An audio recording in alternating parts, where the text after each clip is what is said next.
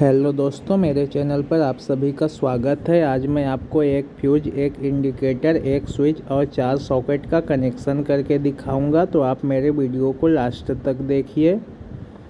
ये देखिए दोस्तों, सबसे पहले क्या करना है हमको, सबसे पहले फ्यूज के नीचे में एक तार लगाना है और उस तार को हमें स्विच में लगाना है। तो चलिए कनेक्शन कर लेते हैं। ये देखिए, इस तरह से तार लेना है हमको और इसे फ्यूज के नीचे में लगाकर कस लेना है। आपको इसे फ्यूज के नीचे में लगाना है, ऊपर में नहीं लगाना है। ये फ्यूज का कनेक्शन है दोस्तों, इसलिए मैंने लाल कलर का तार लिया हुआ है। अब इसे हमें स्विच में लगाना है। आप स्विच के ऊपर नीचे कहीं भी लगा सकते हैं इस तार को। अब क्या करना है देखिए, अब हमें इंडिकेटर में भी फेज सप्लाई देना है। तो आप इंडिकेटर के ऊपर नीचे कहीं भी फेज सप्लाई दे सकते हैं। तो चलिए मैं इस तार को इंडिकेटर के नीचे में लगा लेता हूँ। आप चाहें तो इसे ऊपर में भी लगा सकते हैं इंडिकेटर के।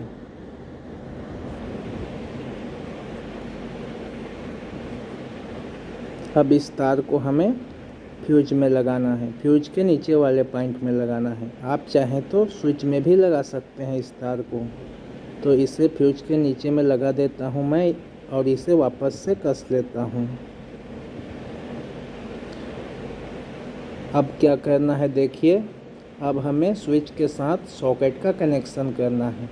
तो एक ही स्विच से हमारा चारों सॉकेट ऑन ऑफ होगा। तो इसका कनेक्शन कर लेते हैं। चलिए, ये देखिए, इस तरह से तार को छील लेना है और इसे 5 पिन सॉकेट के एक पॉइंट में लगाकर कस लेना है। अब यहाँ से जो तार निकलेगा उसे हमें 2 पिन सॉकेट में लगाना है। आप 2 पिन सॉकेट के ऊपर नीचे कहीं भी लगा सकते हैं। अब इसमें हमको एक और तार लगाना है कुछ इस तरह से और इसे कस लेना है।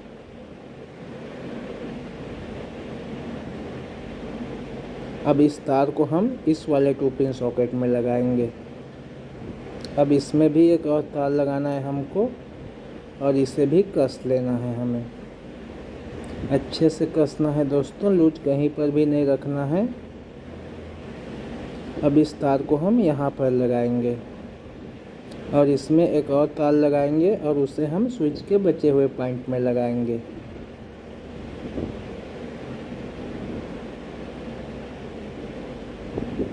इस तार को हम स्विच के नीचे वाले पॉइंट में लगाएंगे, क्योंकि नीचे वाला पॉइंट खाली है स्विच का।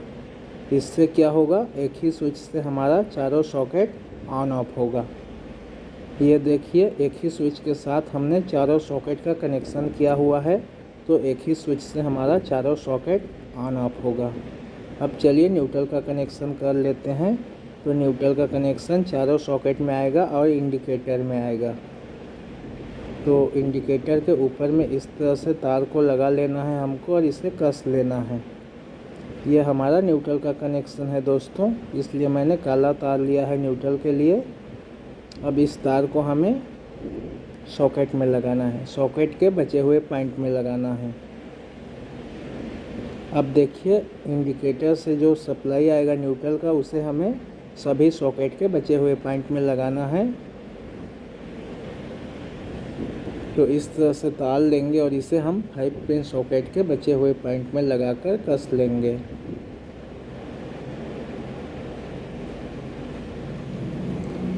अब इस तार को हम यहाँ पर लगाएंगे। 2 पिन सॉकेट का जो पॉइंट बचा हुआ है वहाँ पर इस तार को लगाएंगे और इसमें हम एक और तार लगाएंगे और इसे भी कस लेंगे।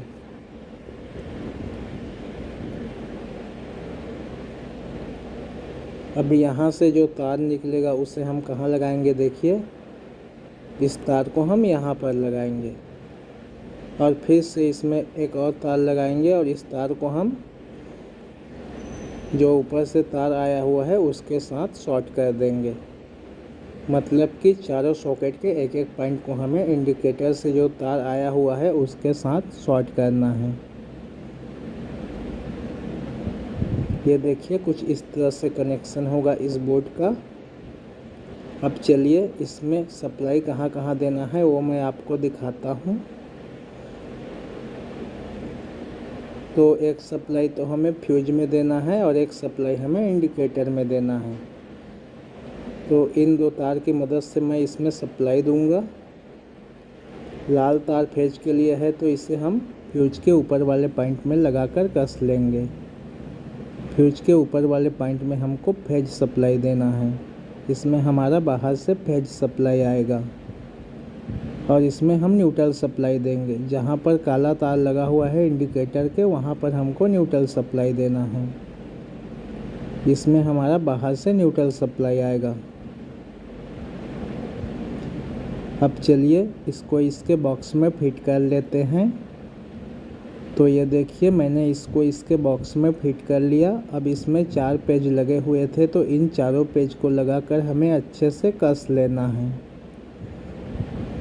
दोस्तों इस तरह से इस बोर्ड का कनेक्शन होगा। अगर आपको मेरा यह वीडियो अच्छा लगा होगा तो मेरे वीडियो को लाइक कीजिए और मेरे चैनल को सब्सक्राइब कीजिए।